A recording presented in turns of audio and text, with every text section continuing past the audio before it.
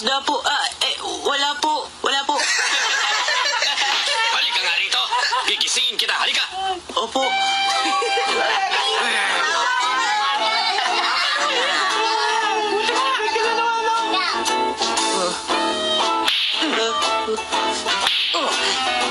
Noon, ang parusa sa mga batang lalaking may kasalanan ay palo sa puwet. Na hindi naman gaanong masakit. Pero, laging ako na lang ang napapalo. Bakit ganun?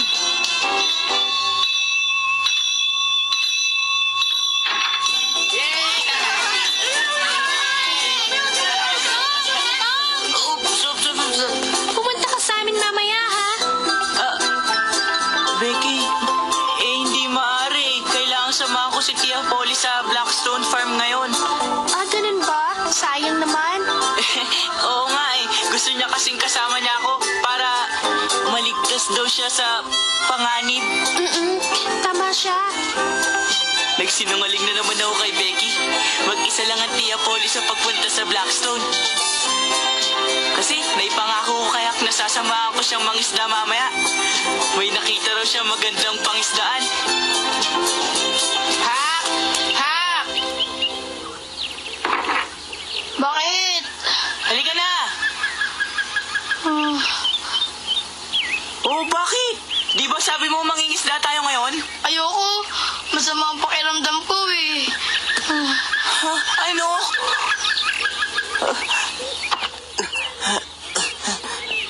Hak! Masakit ba tiyan mo? Konti. Nilalagnat ka? Hindi ko nga alam, eh. Tignan ko. Mainit ka. Pareho lang tayo May sakit ka rin ba, Tom? Wala. Bakit mainit ka rin tulad ko, Tom? Hindi, wala. Wala akong lagnat, Hak. Eh di wala na rin ako sakit. Tama ka nga. Masama ang pakiramdam ko talaga. Ni ayaw ko nga kumilos. Gusto ko na lang maiga. Alam mo, mainit kasi ang panahon ngayon eh. Umalis ang Tia Polly ko kanina, kaya kung mangingisda tayo. Ngayon na, mamayang gabi pa ang balik dun, makakapangisda tayo na matagal. Sa susunod na lang, Tom. Sabihin mo na lang sa akin ang lugar. Mahirap yung paliwanag sa'yo. Gamot, alam ko na. Gamot? Iinom ka ng gamot, kukuha ko sa bahay. Pagkainom mo ng gamot, syempre, gagaling ka agad. Ganun ako eh. Ayoko uminom ng gamot, Tom. Sige na, Hak. Tom? Hinahanap ko yung castor oil eh. Castor oil? May sakit ka ba? Wala. Bakit kailangan mo ng castor oil? Kasi, Kasi may sakit ka. Kung may sakit ka, Tom, magpatingin ka na kagad sa doktor para matingnan kagad yan. wala akong sakit. Kung gano'n ay sinong may kailangan yan, Tom? Sino nga? Ito siya. Kailangan ko na kutsara ngayon. Kanino mo nga ibibigay yan, Tom? Huwag mong paiinumin si Peter yan uli. Siguro kay Huckleberry Finn. Sa kanya ba, Tom? Saan mo dadalhin yan? Sabi ni Inay mag-aral ka raw. Alis na ako, Mary. Sige na. Hindi ka pwedeng lumabas, Tom. Masyadong mainit sa labas. Kaya dito ka na lang. Pero may sakit siya, Mary. Kailangan ng gamot. Hindi nga pwede, Tom. Magagalit si Inay. Isa pa, makikipagkita ka lang kay Huck para makipaglaro, ano? Sasabat ka na naman. Tom! Babalik ako agad.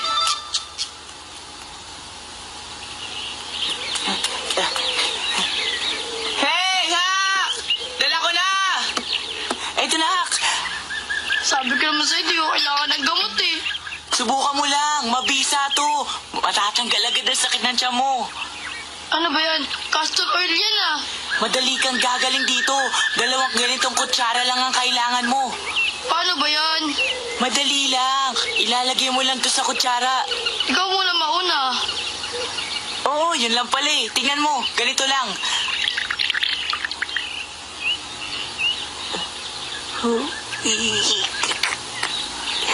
Alam ko na pipisilin ko lang ang ilong ko ng ganito. Oh, ganito oh.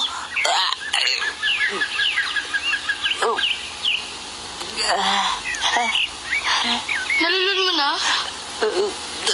Oo, naluloko na. Nakita mo kung paano ginawa ko. Ngayon, ikaw naman. Ayoko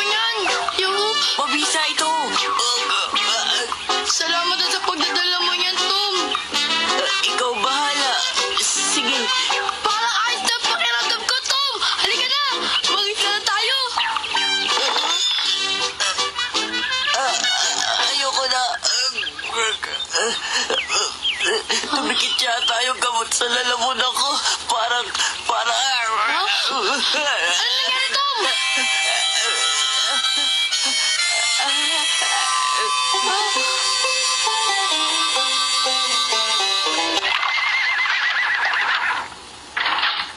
Oh, inay, bakit kay dali niyo naman yatang bumalik? Masama ang pakiramdam ko, kaya hindi na ako tumuloy. Oh, bakit po? Mabuti na lang. Narito na ako sa bahay. Naku, may lagnat po kayo, inay. Tia Polly, narito na po ako. Saan si Tom? Naglalaro po sa labas. Hindi naman po ganon. Pinuntahan po ni Tom ang kaibigan niyang may sakit. Sino? Sino bang may sakit? Sino nga ba yun? Nakalimutan ko po, inay. Si Huckleberry Finn po. Ano ka mo? Si Huck Finn. Yun ba? Mary, wag mo na siyang pagtakpan. Alam ko na. Lagi pa rin silang magkasamang dalawa sa paglalaro. Pinipigilan ko po siya, inay. Ngunit ang sabi po niya, may sakit nga po si Huck. Totoo ba yon? Totoo po, inay. Nagdala pa nga po siya ng castor oil eh. Asete de Castor? Mary, sumamang lalo ang pakiramdam ko. Tumawag ka na ng doktor, anak. Opo, inay. Inay? Bakit?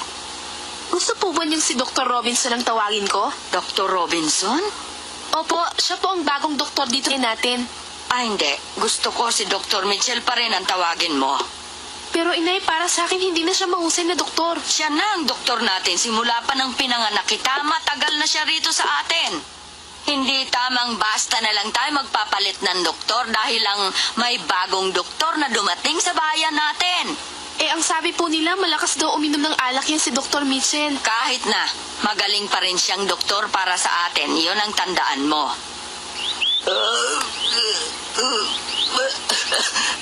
May sakit yata ako.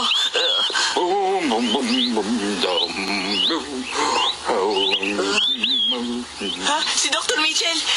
Dr. Mitchell! Tom! Mabutit dumating ka. Eto, dalhin mo itong aking bag. Opo, Sumabay ka sa akin, ha? opo. Maaari po ba ako magtanong sa inyo, doktor? Bakit? Ano yun?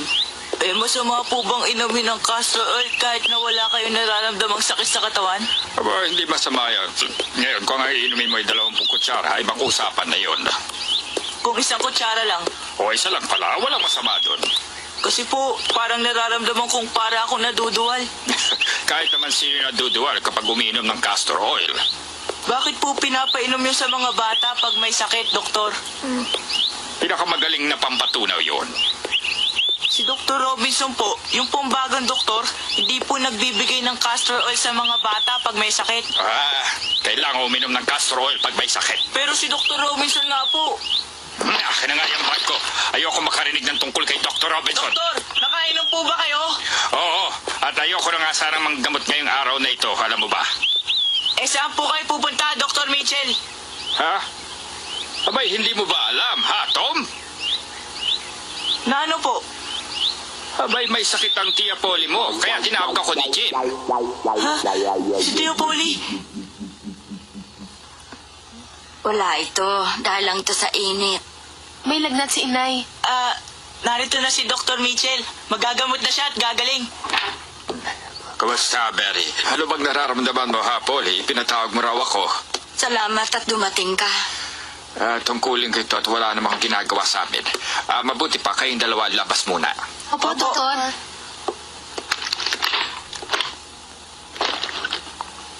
Sabihin mo sa akin, ano bang masakit sa'yo, Polly?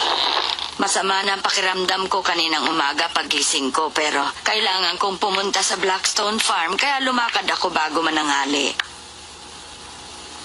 Sana walang anumang nararamdaman si Tia Polly. Masyado lang sigurong napagod si inay dahil napakainit ngayong araw na ito. Sa totoo lang, kasalanan mo nga kung bakit nagkasakit ang Tia Polly eh. Anong sabi mo? Kasi lagi mo siyang kinukonsumi. Hindi mo naman sinusunod ang sinasabi niyang gawin mo.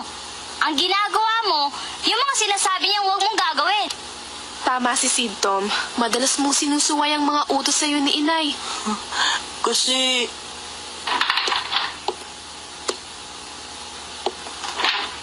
Dr. Mitchell.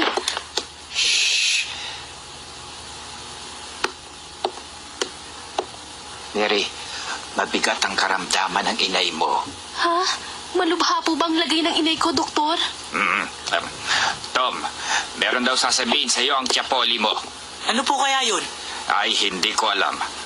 Tandaan mo, ha, Tom, malubha ang karamdaman ng tiya mo kaya wag mo siyang pagagalitin.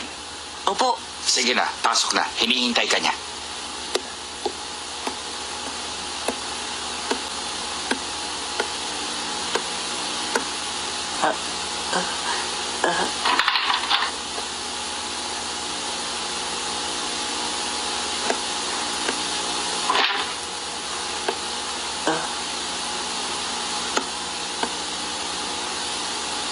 Tia?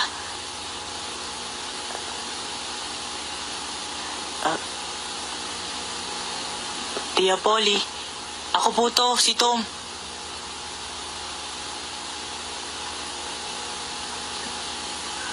Ah. Mary, Sid, patawarin niyo ako dahil tinakot ko kayo. Ha? Ang sinabi ko kanina isang kasinungalingan. Ha? Napagod lang talaga si Polly dahil nga sa init ngayon. Mga 2 o 3 araw ay magaling na muli siya. Ha? Bakit niyo ginawa yun? Huwag niyo akong sisihin. Hindi ako nakaisip doon. Ha? Ganun po ba? Pasensya na. Ngunit si Polly ang nagsabi sa akin na magsinungaling sa inyo. Ha? Tom, halika at maupo ka riyan. Opo. Sinabi ba sa inyo ni Dr. Mitchell na hindi na yata magtatagal ang buhay ko? Tia? Hindi naman sa natatakot ako, pero ikaw, Tom, ang nasa sa isip ko lagi. Nag-aalala ako sa lagi mong pinaggagawa. Tia Polly, huwag niyo po akong iiwan. Ipinangako ko sa inay niyo na palalakihin ko kayo ni Sib na maging mababait na mga bata. Ngunit ano ang sasabihin ko sa inay ninyo kapag umakyat na ako sa langit? Tia Polly, huwag po. Si Sid ay masunuring bata, ngunit ikaw ay hindi, Tom. Hindi mo sinusunod ang mga sinasabi ko sa iyo. Lagi kang magulo at isinusumbong sa akin ang guro sa paaralan. At kahit ngayon nagpunta ka kay Hak, samantalang sinabi kong huwag ka nang makipaglaro sa batang yun. Kaya lang po ako pumunta kasi po may sakit siya. Binigyan ko lang po siya ng gamot na castor oil. Ininom niya ba naman ng castor oil, Tom? Hindi po. Ayaw niya. Ayaw ng mga batang lasa nun, alam mo yon. Opo nga, ang pangit nga po ng lasa eh. Oo, Tom. Yayaw na yata ako. Tom, halika rito. Ipangako mo sa akin na magbabait ka ng bata mula ngayon. At Tia Polly, mukha naman pong malusog kayo ah. Hindi, Tom. Malubha na ako. Yun ang sabi ng doktor. Pero... hindi naman po kayo namumutla eh. Mataas ang lagnat ko. Magkapareho po tayo ng init. Kung ganon, may lagnat ka rin. Ako po. Hindi po. Wala po akong lagnat, Tia Polly. Kahit na, basta malubha ako. Talaga po?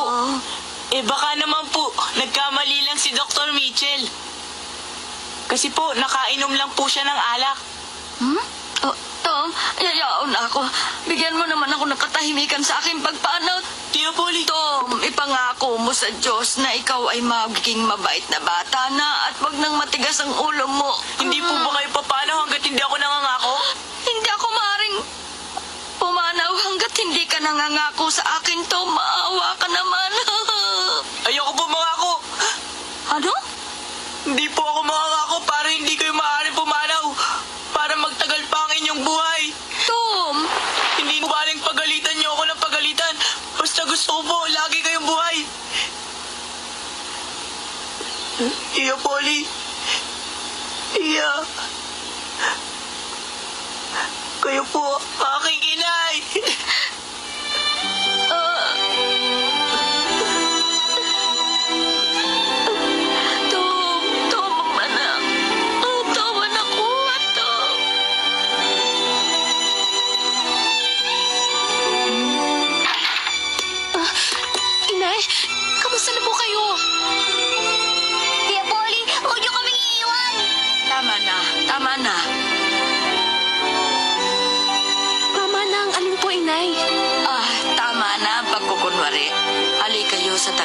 na, anak. Sinabi niyo na rin pala, Inay.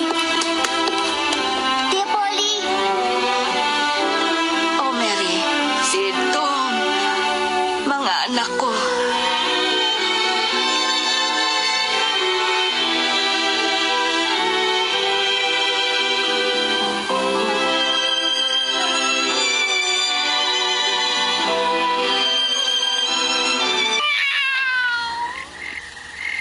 Meow!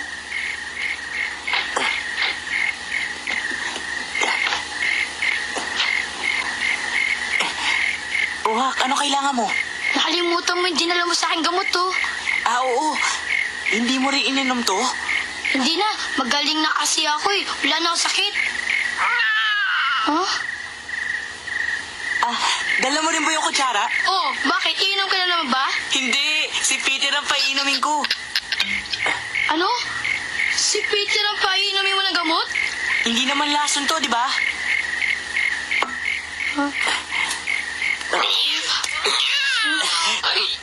Peter, hindi masama sa ito.